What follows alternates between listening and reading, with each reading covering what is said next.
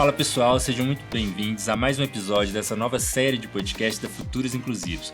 Como vocês já sabem, a gente convidou para um bate-papo sobre as 9 dimensões de futuros uma galera super massa que já atua à frente de algumas dimensões com as suas iniciativas e participaram também do Digital Futures Lab, que foi o nosso programa de letramento em futuros, que foi realizado pelo Favela com financiamento e apoio do governo britânico através do UK Tech Hub. Meu nome é João Souza, né? Eu sou um homem negro, tô com uma camisa branca com alguns símbolos de raios, né? Em preto e branco. Tô usando um óculos caramelo, né? E sou uma pessoa alta, né? Como vocês estão, quem não conseguir me visualizar aí, sou uma pessoa alta, como dizem por aí. Nesse episódio, a gente vai adentrar o mundo da educação patrimonial e entender de que forma o resgate da cultura e a história de um local possibilita a construção de uma economia inclusiva, que todos possam desfrutar das possibilidades que o dinheiro físico e digital pode ser oferecido, né, nesse lugar, na questão do patrimônio, várias outras coisas. Bora lá? Muito mais do que um objetivo de acúmulo, o dinheiro hoje é uma tecnologia social, né, que inevitavelmente dá poder e valor a tudo que existe no mundo real e digital. Né? Vocês estão ouvindo aí falar de várias tecnologias que a gente está desenvolvendo agora nessa questão. E por que não a gente utilizar essa tecnologia monetária para dar valor no sentido mais literal da expressão a bens culturais, sociais e patrimoniais que são exclusivos de cada território? Né? Eu estou aqui, por exemplo, com a minha colinha de roteiro, né? Então vocês vão ver várias vezes aí, quem está acompanhando por vídeo aí, eu acompanhando a minha folhinha, mas é porque são muitos dados muito importantes. Antes de aplicar o valor financeiro a um bem, por exemplo, é preciso primeiro que cada pessoa entenda o valor histórico e único que cada parte do seu território possui. É porque tudo é patrimônio, né, gente? Material. E nessa frente de resgate de valor histórico e cultural, a gente tá batendo um papo hoje com o Peterson Paulino, que vai trocar uma ideia com a gente sobre esse assunto. Olá, Peterson, chega mais. Olá, pessoal, tudo bem? E aí, Peterson, ninguém melhor para falar de você e do seu projeto do que você mesmo, né? Então aí, no seu momento eu apresentar quem é o Peterson e também falar um pouquinho sobre história e formação do bairro Ponte Alta aí de Guarulhos. Olá, pessoal. Bom, meu nome é Peterson Paulino, Peterson Mendes Paulino, sou pesquisador independente. Atualmente eu coordeno o projeto História e Formação no bairro Ponte Alta. É um projeto que busca trazer um resgate histórico para a comunidade, mas também trazer um pouco do resgate do valor cultural também da própria comunidade. Né? Meu projeto desenvolve algumas ações, né? Estamos planejando algumas para esse ano. Né? Dediquei 2 anos, desde 2019, à pesquisa.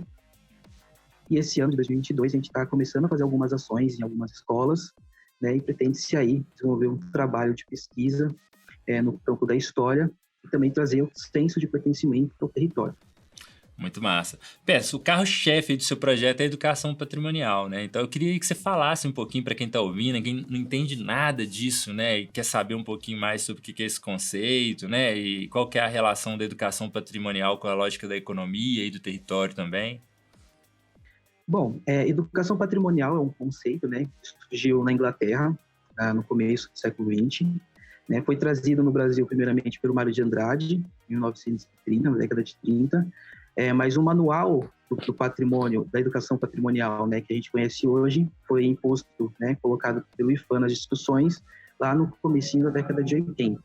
Educação patrimonial nada mais é do que um processo de permanente, sistemático do uso, né, da cultura, do conhecimento daquele lugar através dos seus patrimônios. Então, é um processo que a gente chama de alfabetização cultural, né, ou alfabetização, né, e também pode ser executado de formas não formais ou não formais de educação. Né? É um tipo de processo que pode ser feito por escolas, né, dentro de comunidades. Você conhece a história daquele lugar através dos seus patrimônios. É uma forma muito eficiente, até mesmo recomendável que muitos governos, principalmente municípios, adotem essa ideia. Quando a gente fala em economia, a questão é um pouco mais extensa, né, e também faz mais sentido, porque a economia de um lugar, né, ela também pode ser alinhada também à questão da educação patrimonial daquele lugar. Né, e o Ponte Alta ele detém alguns exemplos, né, bem legais, como a marcearia tradicional do seu Chiarelli, um ponto conhecido histórico daquele lugar, também os bares nordestinos, né, da imigração nordestina que ocorreu no Ponte Alta e no comecinho da década de 80. Então, existe um alinhamento, né, entre a economia local e a educação patrimonial que pode ser feita, e esse é um dos objetivos do meu trabalho. Não, muito massa. Cara, e a gente entendendo, né, eu falei um pouquinho no início aqui, né, o dinheiro como uma tecnologia que aí promove, né, muita inovação social, né, mobilidade social, todas essas coisas, e pensando um pouco também nessas pesquisas que você já realiza aí de forma independente, quais que são, assim, inovações que você já identifica, né, no território que você está atuando, ou mesmo a visão de outros, assim, e que poderiam ser potencializadas, né, por meio de uma economia mais inclusiva e que possa, né, fazer esse ajuntamento, vamos dizer assim, né, de cultura, espaço, patrimônio, né? Eu queria que você falasse um pouquinho disso, assim, como é que você vê essa articulação aí do dinheiro e da tecnologia do dinheiro, né, com o espaço e a cultura. Bom, a gente teve no Digital Futures Lab, né, um pouco sobre os futuros da economia, foi uma aula incrível. Na questão do Ponte Alta, especificamente, quando a gente olha isso para dentro da cidade de Guarulhos, onde o Ponte Alta está inserido, né, eu acho que uma das principais inovações quando a gente fala na questão do dinheiro e também da captação desse dinheiro está justamente nos artistas independentes da cidade. Né? Eles são uma das grandes motores, né, do campo artístico e cultural da cidade de Guarulhos. No Ponte Alta a gente tem bastante artistas independentes. Então, quando a gente fala do dinheiro e também da alocação desse dinheiro, né, nas novas tecnologias, principalmente em bairros periféricos, os artistas eles têm ali o principal motor e a principal inovação.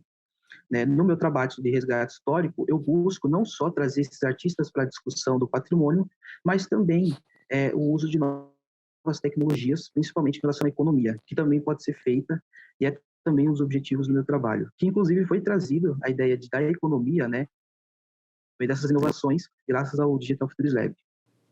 Pô, muito massa, muito massa, muito massa.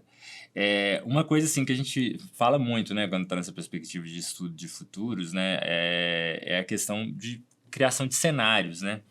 E como que você enxerga assim, né, a possibilidade assim de criar, né, novos cenários assim para o desenvolvimento local, territorial, por essa perspectiva da educação patrimonial, né? Como é que você pensa isso, né? O que seria uma ideia que você tem e tudo?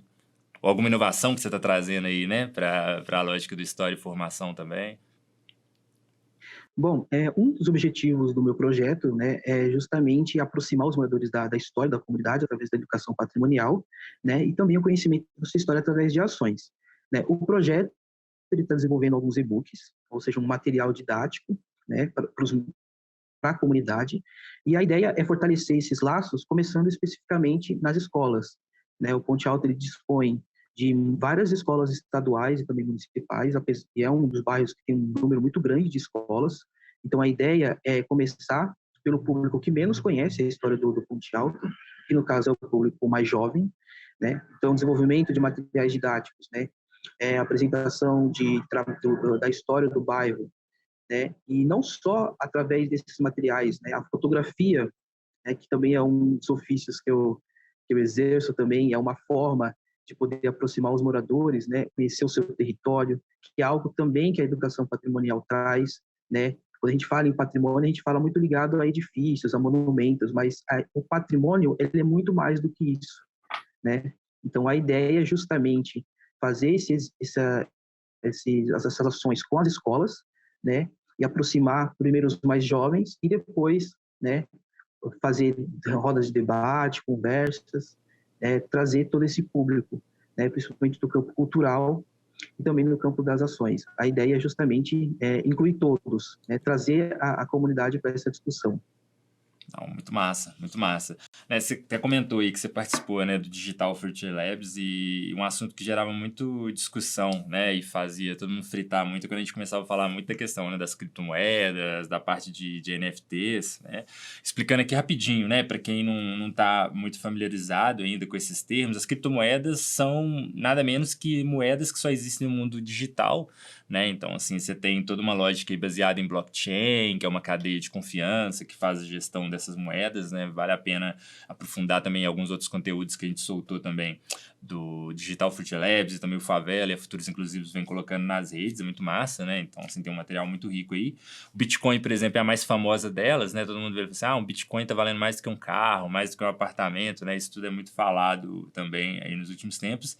E a questão das figurinhas, das imagens aí, né? Da exclusividade de algumas imagens, que são as NFTs, né? Que são os tokens não fundíveis, né? Então, assim, tem uma criptografia que garante que aquela imagem é autêntica e várias pessoas podem compartilhar aí, né, a posse disso, né, investir e tem uma valorização até alta, né? Tem várias discussões sobre essa questão também, né, que segue aí a linha do que são discutidos nas criptomoedas também, né? Então, assim, pode ser uma música, uma obra de arte, um artigo para jogos, né, tipo um item especial e por aí vai, né? As pessoas estão até pagando hoje para criar seus avatares, né, no metaverso.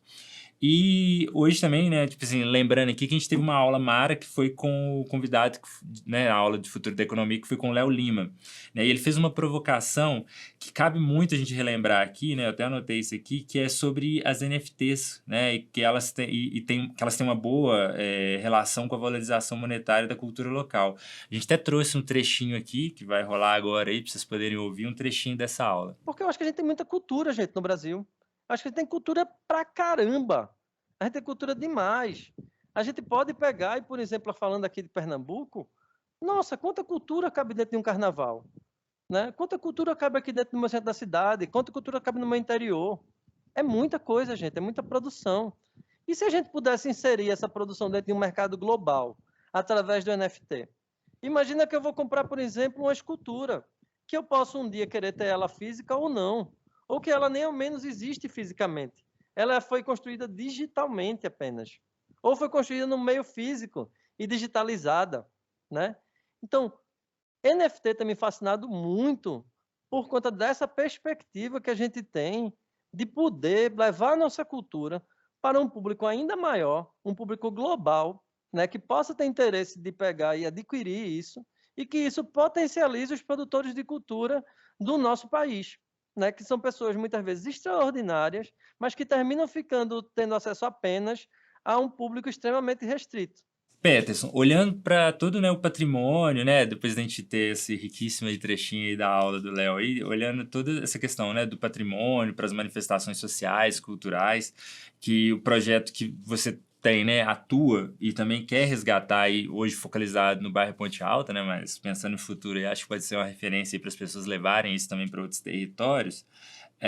Você acredita que recursos, por exemplo, como a lógica das NFTs, né, os tokens não fundíveis, podem ser usados para ativar esse desenvolvimento econômico aí? E, né, você vê a aplicação disso aí em Ponte Alta ou em outros espaços?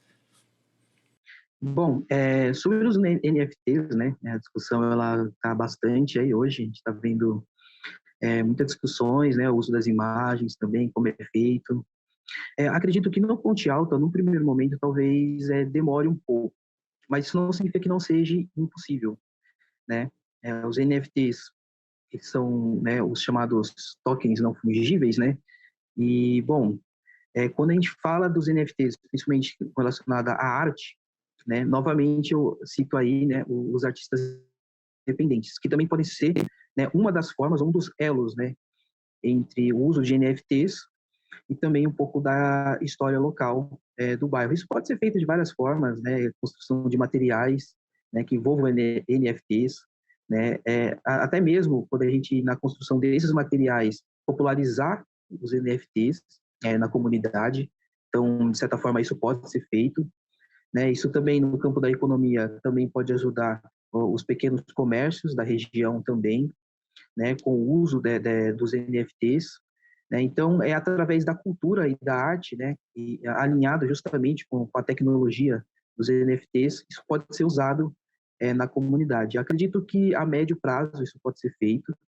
E, de qualquer forma, os NFTs veio para ficar, então acredito que nas comunidades e falando do panorama do Ponte Alta isso é possível, né? Mas acredito que a médio prazo. E isso é um dos pontos que eu venho avaliando também dos NFTs, né? Inclusive incluir no meu projeto, juntamente construindo materiais, né? E popularizar, né? Os NFTs e também a forma como eles vão contribuir na história do bairro, né, da promoção da história, né, e também na economia local. Não, muito massa. Zé, eu já tinha uma outra pergunta, você já até respondeu uma parte dela, eu vou trazer só uma outra questão aqui que eu queria ouvir um pouquinho, né, da sua opinião. Entender um pouquinho assim, né, o que você acha que a galera hoje, né, você, por exemplo, que está jovem, né, já está aí pesquisando sobre isso, tentando entender muito sobre essa questão das NFTs, como é que funciona, a questão das criptomoedas e afins e tudo. O que você acha, né, que a galera precisa, né, para poder alcançar esse mercado do dinheiro digital, né? O que você poderia ser até o que você indica, o que você vem fazendo hoje, né? Você já falou um pouquinho aí do que você vem fazendo. E aí, já emendando com isso também, vou trazer já uma outra questão que eu acho que você já consegue responder ela junto já. Falar um pouquinho, talvez, do que é esse cenário, né, que você enxerga para o futuro da economia voltado aí para o seu território. Bom, sobre isso ser possível, né, no Ponte Alta, de cenário ou forma isso pode ser feito, o Ponte Alta ele ele é um bairro, um território vulnerável, né, especificamente a região teve um crescimento desordenado muito grande, então, de certa forma, isso afetou o bairro, a construção do Ponte Alta, do território. Isso pode ser feito de diversas formas, né, como eu falei, a questão dos materiais, construção de materiais também, isso pode ser uma das estratégias para poder trazer os NFTs para a comunidade, né? E também a questão de você, né? Eu recomendo muito as pessoas pesquisarem um pouco sobre o que são os NFTs, né? O uso deles, não além do campo da economia, também do campo da arte também, recomendo bastante a pesquisa nesse sentido. Eu venho desenvolvendo depois que eu comecei, né, a participar do programa e a parte de economia que eu não considerava no meu trabalho, eu resolvi considerar. Então, os NFTs, eles abriram essa possibilidade de trabalhar, né, com esse tipo de tecnologia no meu projeto, né, auxiliar também na promoção da cultura, também no conhecimento local do Ponte Alta, né? E também a questão dos artistas, né? De novo, os artistas do Ponte Alta, especificamente, também da cidade de Guarulhos, artistas independentes, também são uma forma de aproximar a comunidade, né? E trazer novos cenários e usos do NFT. Não, muito massa, muito massa. Cara, pô, a gente já começa, né, te agradecendo demais por ter aí participado com a gente, né, desse bate-papo aqui. Né, deixar um espacinho aí se você quiser trazer alguma consideração final aí, alguma dica de livro ou de coisas que você acha que é legal a galera tá pesquisando, ou que você já viu, que tá fazendo a pena você tá estudando, tá aprimorando. Bom, gostaria de agradecer também a participação. É um tema que eu achei que seria bem complicado no primeiro momento, mas foi muito interessante de estudar, foi muito interessante de colocar essa questão da economia local, uso de NFTs e a educação patrimonial no meu trabalho.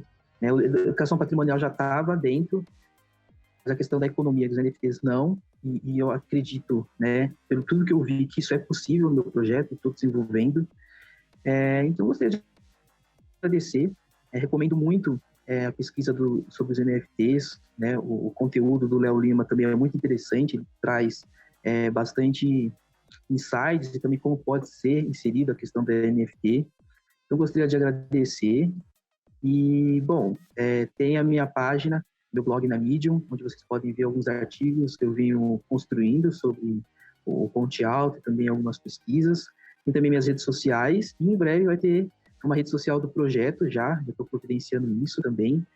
Qual que é seu arroba lá? Qual que é seu arroba, Peterson, pra galera te achar?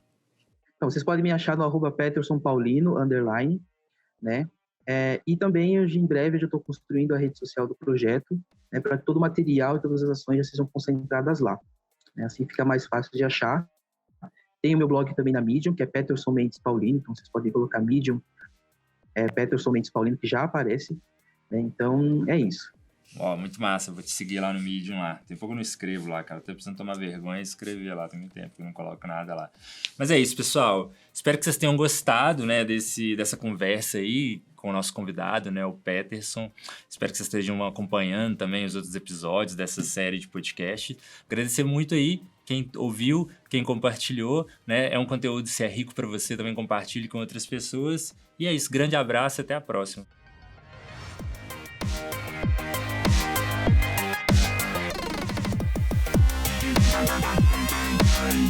We'll be right back.